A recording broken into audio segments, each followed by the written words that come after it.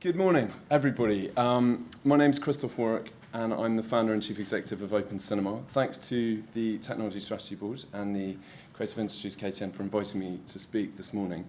I will offer a few thoughts on how Open Cinema has taken a concept to its first customers, and on the opportunity we see as being a substantial global commercial and development opportunity. We are a social business deep in our DNA, as I will explain. Might just on up and down buttons here. Yes. Anissa, thank you. Great. So just a quick question. Does anybody know how many cinemas there are in York? 3. 3 is the right answer. If you think that cinema is cinema as it is now, which is a sort of mainstream, Hollywood-run, centrist, top-down, 20th century Ford mass production industry. And it doesn't have to be. We're in a cinema right now. You've got a screen in front of you, you've got a projector on the ceiling, you've got a collection of people all interested in something, and we think that somebody talking about that subject and illuminating a subject for the development of those interests is just as important as what's on the screen. And indeed, you are just as important as what's on the screen. And we came at this from a rather unusual angle. I was working in the film industry and noticed how many homeless people there are in Soho and how many filmmakers there are in Soho. So in 2005, we set up a community cinema to welcome some of these people each week to program their own films and meet famous people from the film industry. Homelessness is a severe issue, and you are 40 times more likely to meet an early end if you are homeless than not. And there are estimated to be 850,000 people living on the streets or hidden homeless.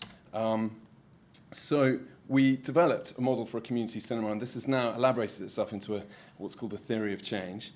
And we essentially connect with an isolated individual, connect them with community, culture, and through that are able to identify their interests and skills, which we're able then to connect them with people who can develop those pathways and progressions so that they can get into work, education, further training, and independent living. I can offer these slides for anyone who would welcome them. Our work is built on the shoulders of giants. We don't claim to be reinventing the wheel. There are great projects such as the Simon Bolivar Orchestra, who've recently toured the UK, Bikeworks, Aravind, eye hospitals in India, a very significant cross-subsidisation model who are able to administer 250,000 eye operations a year with only the top 10% of those people paying for the operations. And we are moving towards a cross-subsidisation model. And a couple of nice stories. The Cyrenians who we worked with in Newcastle enabled 250 men to train in building skills, and they built a housing block and then moved into it.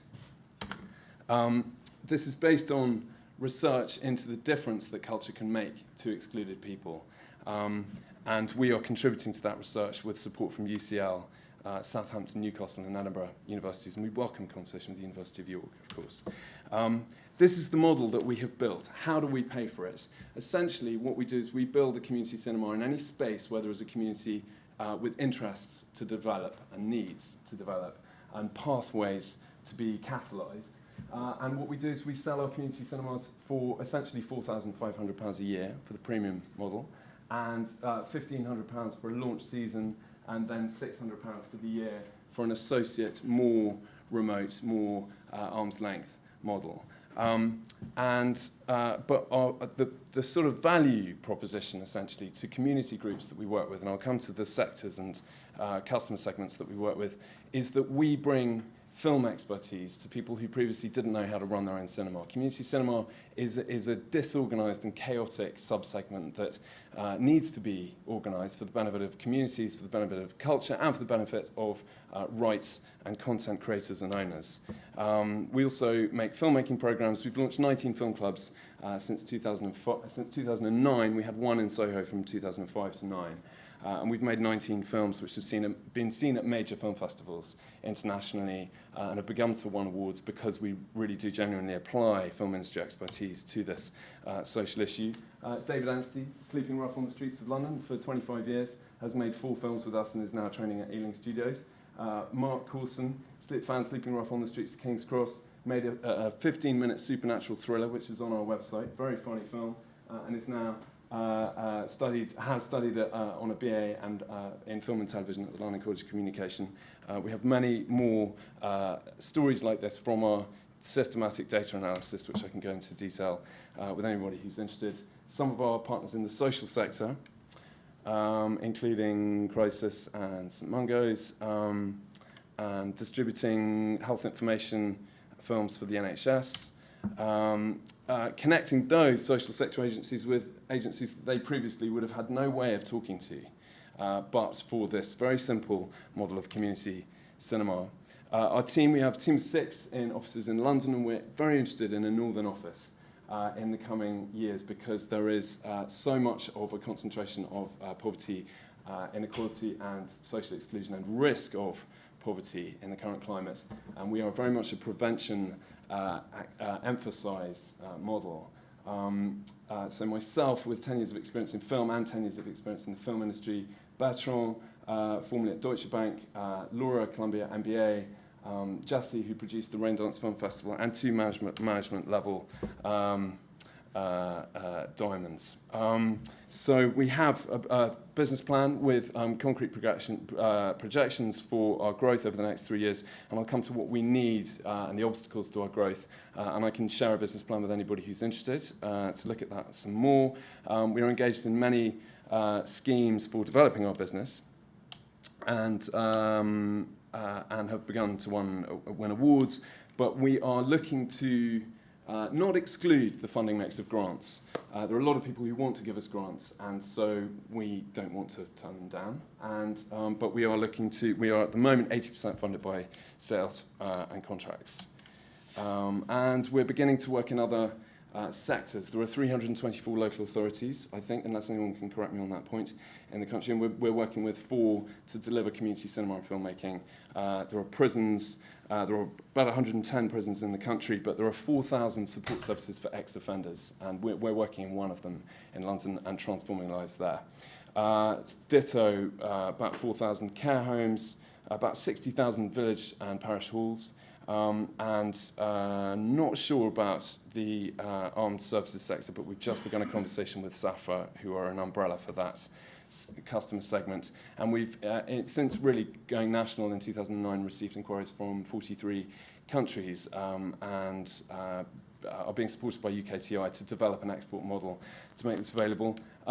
So just a quick summary of our needs for your interest, because we essentially have 2 main pieces to solve before we can build a global market of perhaps 1.5 million units of community cinema.